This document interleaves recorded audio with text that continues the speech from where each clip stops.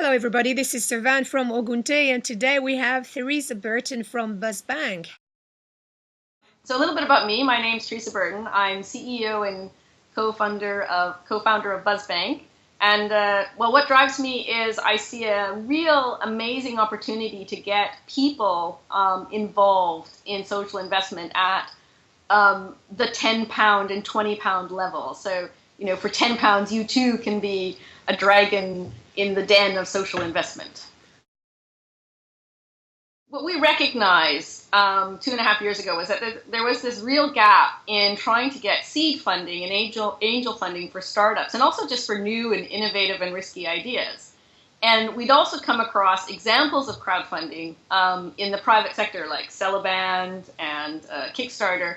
And we felt that this was a real need to address, that people could raise a crowd of supporters around them, and well as money in small amounts to help them get off the ground.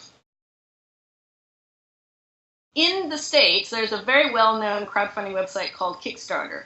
Now, they raise primarily donation-like funds for budding artists. So they focus primarily on the cultural sector, and they even specifically exclude charities and social enterprises. However, it's a great analogy to show that it works. And then we also have the example of Kiva, which helps to crowdfund for microfinance institutes, using the sort of analogy of showing you the typical borrower that they're working with in the developing countries. So Kiva built this crowd around it. And we differentiate ourselves by the fact that we are focusing specifically on the social enterprise community. We're starting off in the UK market, but we also enable overseas ventures to join us, and we eventually want to broaden out to other markets. Theresa, we had a conversation before, and you said you have a particular view on what you call for-profit social enterprise. Can you tell us more a little bit about that and give a specific example? Well, my views have been shaped a lot by our lawyer.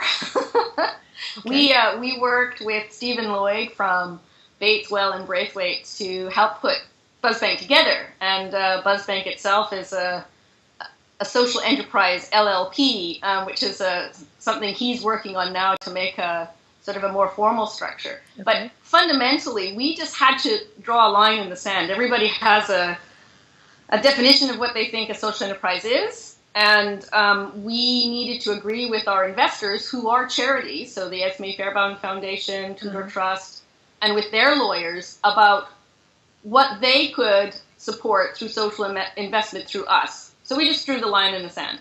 And the line that we agreed with their lawyers was that for us, the organization, the primary purpose has to be social. Yeah. And any private financial gain has to be secondary. So the key is whether or not the financial gain is private, or whether it's going to be recycled back into the purpose, into the organization, or back into the community. So for us, as long as 50% of, for example, profits, or 50% of the asset ownership is held by or for a charitable purpose or a social purpose, then we're fine. And those are the kind of organizations that we take on board. Fabulous. Okay, so it's well-oiled machine.